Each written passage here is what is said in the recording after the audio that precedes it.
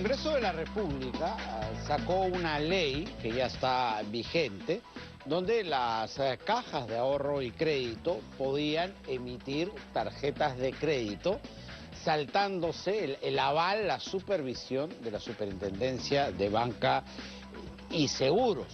Ya habían antecedentes donde algunas cajas habían presentado justamente su solicitud para poder emitir tarjetas de crédito, como lo hace la banca regular, y no habían pasado el filtro.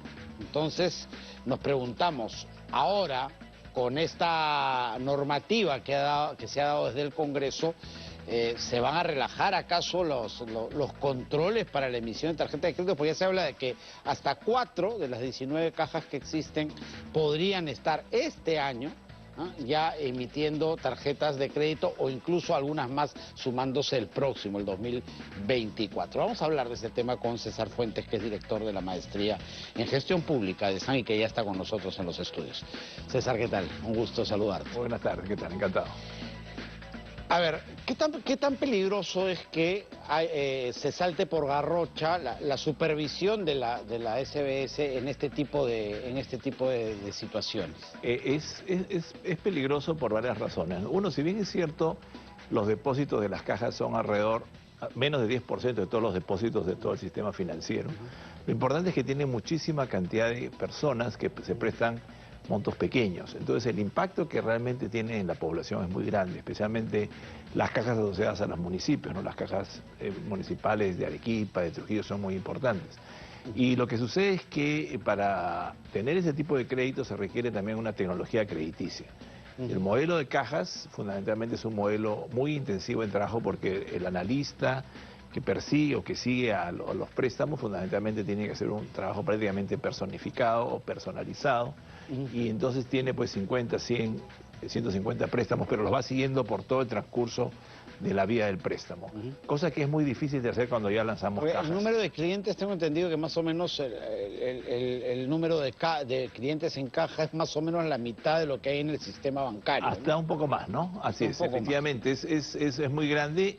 Y cuando uno ve, por ejemplo, los créditos pymes o los créditos MIPES, son, si uno ve por millones, más o menos estamos hablando de casi 3 millones de personas en el Perú tienen préstamos MIPES, y muchos de estos efectivamente son de caja municipal. Entonces el impacto no es tanto de valor, pero sí en la cantidad de gente que se presta. Y es donde justamente entra también el tema del riesgo, que va a afectar, o eventualmente podría afectar a gente que tiene pocos recursos y no va a tener las garantías del caso, ¿no? Ahora, ¿habrá también algún aval que den las grandes transnacionales que otorgan el plástico? ¿Son Visa, Mastercard o no? No funciona así. Por lo general, Visa, Mastercard lo que hacen es la plataforma de pago, ¿no? Generalmente lo que ocurre es que ellos cobran un porcentaje dependiendo de la cantidad de facturación que tengan las empresas o la cantidad de facturación que tengan los bancos. Varía entre 0 y 5% del costo. Cuando uno, por ejemplo, paga... Ellos no hacen ningún tipo de evaluación de ese tipo. No hacen ningún tipo de evaluación. Fundamentalmente ellos son una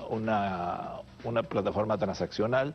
Los que tienen que hacer la evaluación son los reguladores, en este caso la SBS, ya que en el marco de la regulación las cajas y en general todas las empresas microfinancieras reportan a la SBS. Y como decíamos, como antecedente ya habían hasta 3 cajas que habían presentado la solicitud para poder entregar, y había sido rechazado porque no cumplían. Claro, porque lo que ocurre con las cajas en general es que ellos no tienen una central de créditos o una central de riesgo, como sucede a diferencia de la banca múltiple o la banca grande que conocemos todos nosotros.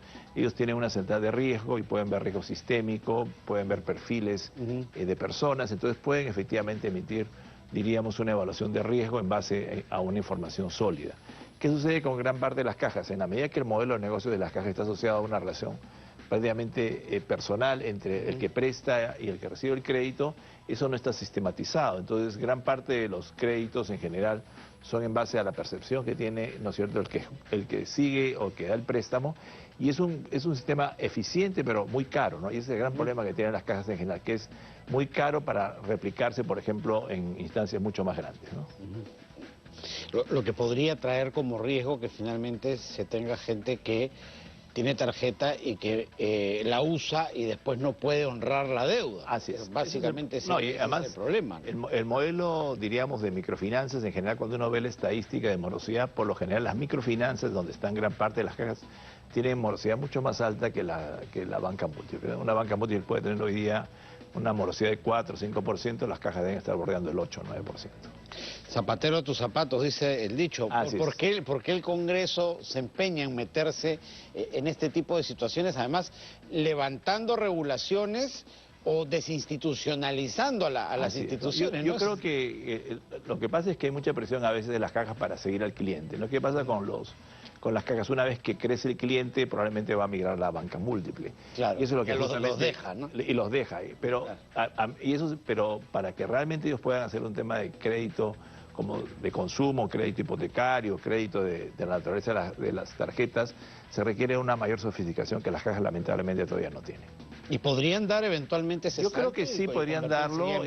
Una cosa que, por ejemplo, no se ha dicho mucho, pero es importante, es plantear, ¿no es cierto?, que eventualmente se pudieran, ¿no es cierto?, congregar o aliar o tener, ¿no es cierto?, a nivel de cajas, en lugar de tener que cada uno emite una caja, probablemente el consorcio de cajas con la más grande, que son Caja Huancayo, Arequipa, Trujillo, ¿no? O sea, unirse y... Exacto, no podrían hacerlo, pero eso requiere tener una central de crédito. ¿Y el mercado financiero bancario es lo suficientemente flexible, permeable como para que... Yo creo que tendría que pasar por el tamiz de la SBS, tendría que pasar por el tamiz también de todo lo que eventualmente sería esa fusión, pero claramente para hacerlo tendrían que estar primero en acuerdo los directorios, vale decir, los municipios de cada una de estas instituciones.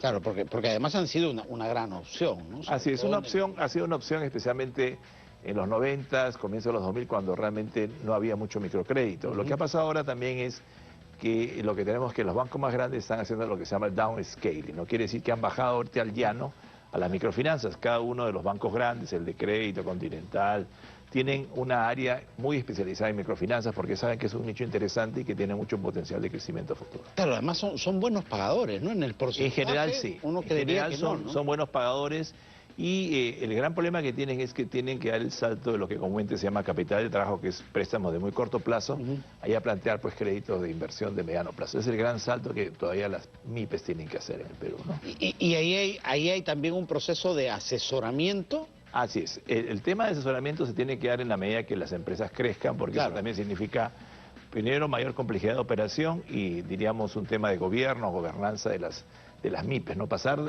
La gran decisión de pasar a MIPE a una mediana empresa significa también un cambio de estructura de gobierno a nivel, ¿no es cierto?, de información, de transparencia, de llevar estados financieros auditados. Es todo un trámite que realmente todavía muchas de las empresas pequeñitas no están listas en el Perú. Claro, claro. Y la cosa es ir acompañándola. Así es. Yo creo que lo importante es eso, ¿no? Y justamente creo que la banca múltiple en este caso tiene una ventaja, porque ellos lo que pueden hacer, en la medida que tienen un abanico de banca múltiple, microfinanzas, etcétera, pueden ir acompañando a la persona que comience en microfinanzas y va migrando, ¿no es cierto?, a empresas medianas o dentro de la misma institución. Sí, claro, sí. Y esa es la ventaja que tiene, por ejemplo, hoy día, ¿no es cierto?, la banca múltiple comparado pues a la que tienen las cajas o las cajas rurales, que solamente tienen un nicho específico y asociado muchas veces a un valle o a un departamento en el Perú. Tengo entendido, César, que además en ESAN justamente hay... Sí, justamente comenzamos hoy día un seminario sobre microfinanzas, donde las cajas y la Federación de Cajas con ESAN en un esfuerzo para divulgar la problemática de lo que es la caja y también plantear temas de inclusión financiera entre el 6, 7 y 8 de septiembre en el campus de ESAN.